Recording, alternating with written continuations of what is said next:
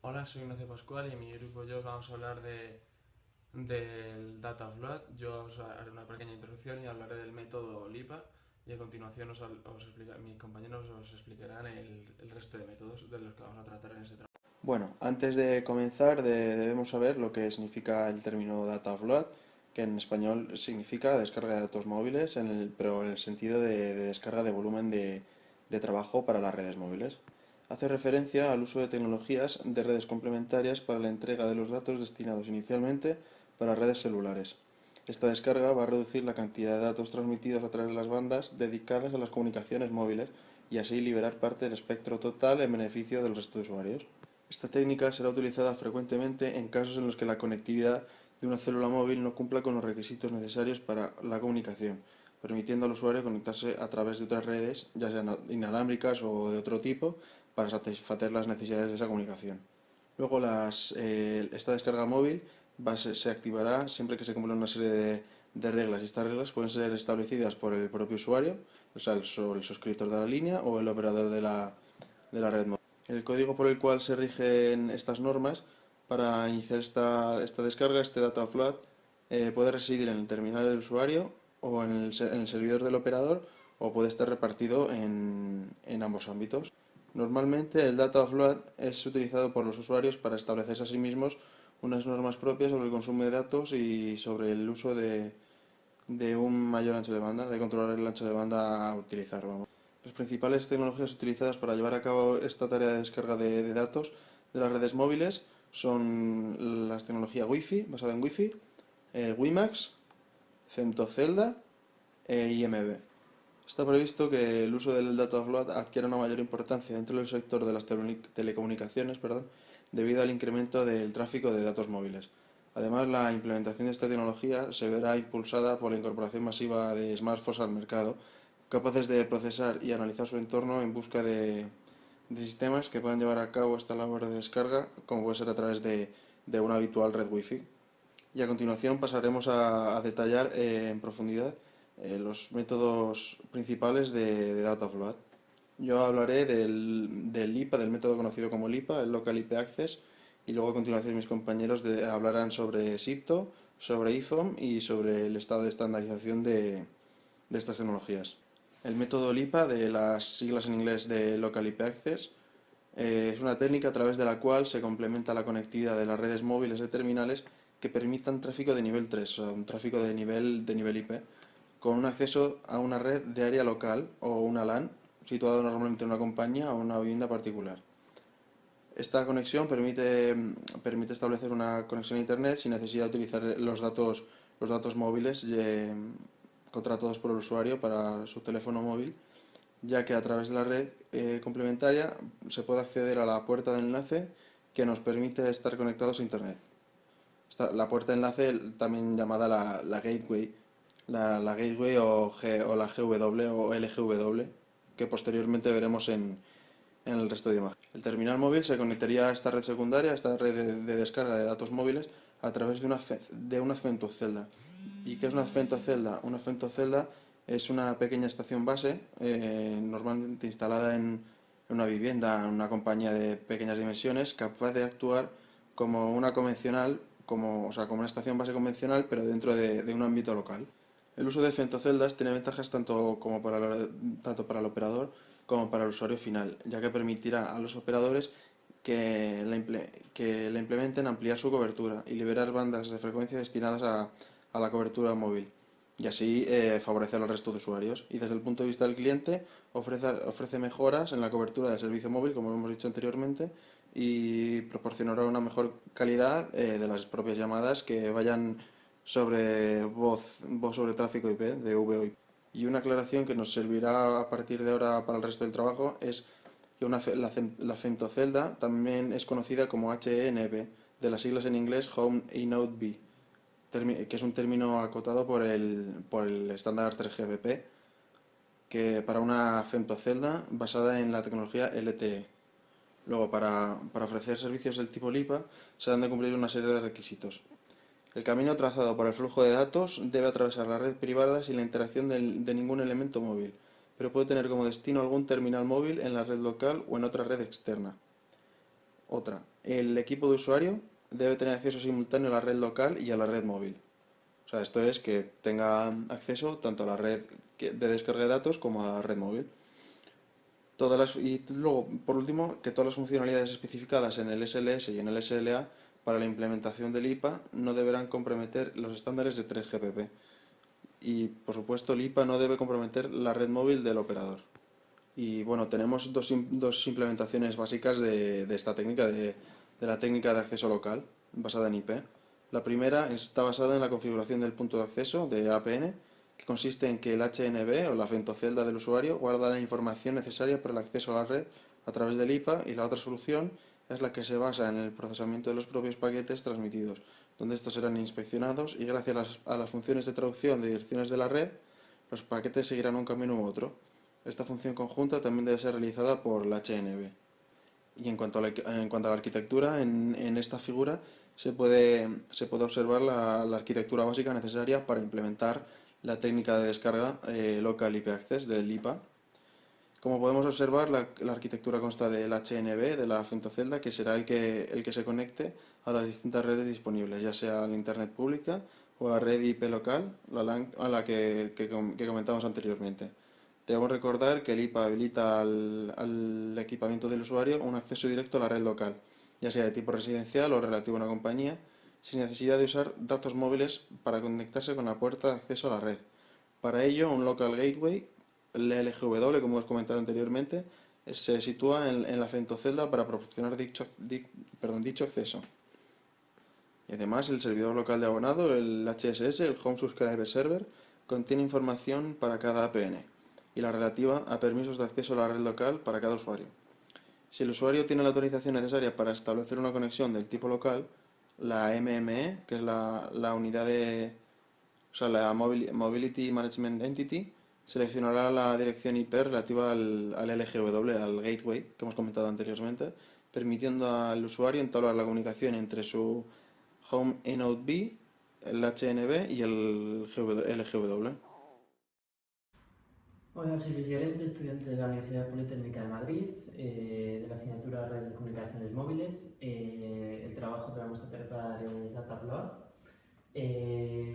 Yo trataré algunos puntos de este trabajo, como son el método SIRTO, Select IP Traffic Offload, explicando sus características, algunos de sus beneficios. Luego también vamos a hablar de su arquitectura, con sus elementos principales y los tipos de arquitecturas empleadas. Luego haremos una breve comparación entre todos los métodos al final del trabajo, entre todos los métodos posibles, IPA, SIRTO e IFO. Analizaremos cuál es la mejor, la que más conviene. Y por último hablaremos del estado de normalización, aunque hablamos de él en todo el trabajo. Bueno, vamos a hablar de los métodos de data offload. Ahora mismo el apartado de SIRTO, de Selected IP Traffic Offload, en el que el tráfico directamente va de la femtocelda a internet, evitando el núcleo de red del operador en caso de que sea el camino menos óptimo. El tipo de tráfico desviado lo determina directamente el operador. Por ejemplo, puedes decidir si desvía el tráfico de servicios BSEFOR, mientras que solamente da soporte con su red a videollamadas. ¿Cuáles son sus principales beneficios? Pues está estandarizado en el Release 10 de 3GPP y funciona con dispositivos fabricados anteriormente. Luego, no requiere interacción alguna del usuario. La movilidad entre femtoceldas y entre nodes B, y funciona en situaciones de roaming si hay previo acuerdo de los operadores. Y el operador, aparte de quitarse carga de datos, ahorra en infraestructura y mantenimiento del servicio. En cuanto a su arquitectura, encontramos dos elementos principales: el Home Subscriber Server y el Mobile Management Entity. El primero decide si hay que habilitar el offload o pararlo, y el segundo se encarga de seleccionar las GW en función de la localización del dispositivo y permite movilidad y continuidad de servicios. Luego tendríamos dos arquitecturas, una es macroredes y otra es escenarios con femtoceldas. La primera mejora el servicio sobrepasando el núcleo de la red cuando sea necesario y posible, y la de escenarios con femtoceldas tenemos un par de puertas de enlace cercanos al punto de conexión del terminal con la red y conseguimos el camino más óptimo para los datos. Yo soy Manuel Santiago Aranda y en esta parte del trabajo voy a hablar sobre IP Flow Mobility. Como tercer método de data offload tenemos IP Flow Mobility. Este método surge debido a que la mayor parte del tráfico lo genera en un pequeño porcentaje del total de las aplicaciones, y por ello se buscaron mecanismos de control de tráfico más inteligentes. Con este mecanismo, el operador puede seleccionar un flujo de tráfico IP, por ejemplo, una descarga de datos, y moverlo de su red de acceso a otra red inalámbrica, por ejemplo, una red Wi-Fi. El problema de redireccionar flujos de tráfico es que siempre va a introducir un retardo, por lo que se procura utilizar este mecanismo solamente para aplicaciones no críticas o poco críticas. Las principales ventajas que ofrece IP Flow Mobility a los usuarios es mejorar en gran medida su ancho de banda, mientras que a los operadores les permite liberar mucho ancho de banda de su red de acceso, de manera que pueden ofertar diferentes tipos de servicio en función del tráfico que el usuario necesite en la red móvil. En función de si el terminal se involucra o no en la administración del proceso de movilidad, existen dos tipos de IP Flow Mobility. El primero, movilidad IP basada en cliente, requiere que el terminal se involucre completamente en el proceso y necesita que dicho terminal tenga alguna aplicación o controlador que tenga la capacidad de enviar el flujo de datos por una interfaz de red u otra. Como segundo método tenemos movilidad IP basada en red, que no necesita que el terminal haga nada, ya que es la propia red la que redirecciona el flujo de datos por el camino que considere más apropiado. Debido a la actual popularidad de los smartphones, es especialmente interesante el basado en cliente, ya que es bastante sencillo implementar este modelo en este tipo de dispositivos. Los requisitos de implementación para IP Flow Mobility son los siguientes. Se debe garantizar la continuidad del servicio al cambiar de puntos de acceso. Los flujos de datos deben ser distribuidos por distintos caminos simultáneamente. La red móvil tiene que poder dar servicios por todos los puntos de acceso disponibles simultáneamente. Si un flujo de datos pierde conectividad, tiene que moverse a otro punto de acceso. El operador debe ser capaz de utilizar todos los diferentes puntos de acceso para controlar la movilidad de los flujos de datos. En caso de congestión, el flujo de datos debe poder cambiar de red. Para satisfacer estos requisitos, la 3GPP ha estandarizado DSM-IP versión 6 basado en el primer tipo de IP Flow Mobility. Para ilustrar IP Flow Mobility con ejemplos, buscaremos escenarios en los que el terminal de usuario mantenga conexiones de datos simultáneas por más de una interfaz de radio. Por ejemplo, un cliente conectado a la red móvil del operador y a su Wi-Fi personal está realizando una llamada de voz, sincronización de archivos, streaming de vídeo y descarga P2P. En este caso, el operador debe ser capaz de diferenciar las aplicaciones críticas y las no críticas. Por ejemplo, en este caso parece lógico desviar la descarga P2P y la sincronización de archivos por la red Wi-Fi, mientras que se mantiene por la red móvil la llamada y el streaming. Si este mismo usuario se moviera saliendo de su rango de Wi-Fi, el operador debería direccionar los 4 flujos de datos por su propia red de acceso. Si posteriormente el mismo usuario volviera a su zona de cobertura de Wi-Fi, los flujos volverían a dividirse. La arquitectura es la misma que en LTE-EPC. Esta arquitectura consta de eNodeBs que forman parte de la red del operador haciendo de estaciones base y eNodeBs de soporte local o HNodeBs domésticos o femtoceldas desplegados en un entorno metropolitano. Los nodos son los que se encargan de dar la cobertura global y normalmente son propiedad del operador. Esta arquitectura puede mejorarse notablemente introduciendo una Converged Gateway tal y como se muestra en la figura. Con esta mejora se tiene una mejor capacidad, permitiendo un control del flujo IFOM dinámico entre el Wi-Fi y la red móvil. Además permite el uso simultáneo de SIPTO con IFOM. Otra ventaja de esta mejora es que soporta todos los procedimientos definidos en los estándares, por lo que no es necesario hacer cambios del núcleo ni cambiar protocolos. Ahora vamos a realizar, para finalizar, una comparación entre los distintos métodos LIPA, SIPTO e IFOM. En cuanto a compatibilidad, LIPA requiere cambios menores con respecto a Release 10. SIPTO permite el uso de antiguos dispositivos. E IFOM necesita un terminal posterior al Release 10, Wi-Fi y DSM IPv6. En cuanto a la habilidad para solucionar el problema, LIPA mejora la capacidad del núcleo de la red. SIPTO no tiene impacto en la congestión de la red móvil. E IFOM soluciona el problema de manera eficiente. En cuanto a la movilidad, LIPA produce un encabamiento subóptimo en cuanto a la movilidad entre femtoceldas. SIPTO no tiene ningún impacto. IFOM soporta movilidad absoluta de manera óptima. En cuanto a acceso directo doméstico negocio, LIPA evita por completo la red móvil del operador si es necesario. SIPTO no permite acceso directo y IFOM tampoco.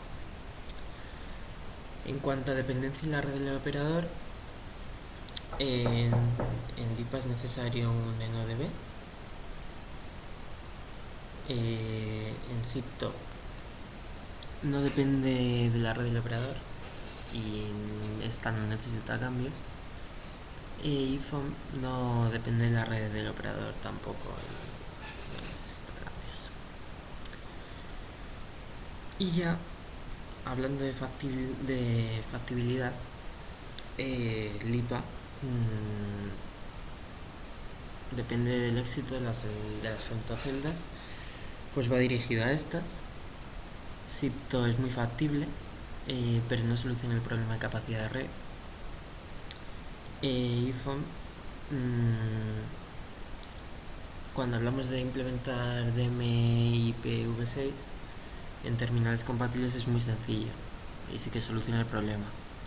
La dificultad está en que lo implementen los operadores. Entonces, ¿con cuál nos quedamos? Pues cada uno dependerá de la situación de la descarga en la que necesitemos la descarga. Si todos tienen sus cosas buenas y sus cosas malas. SIPTO, por ejemplo, es muy sencillo, tiene un bajo coste y una fácil implementación, pero por ejemplo no amplía la capacidad de la red inalámbrica del operador, por lo que no se soluciona el problema del que estamos tratando. LIPA tiene el beneficio del acceso directo y evita, si es necesario, la red del operador, pero depende de la implementación de femtoceldas y tiene un problema de escalabilidad y un problema de sobrecarga de la red de acceso móvil al núcleo de la red.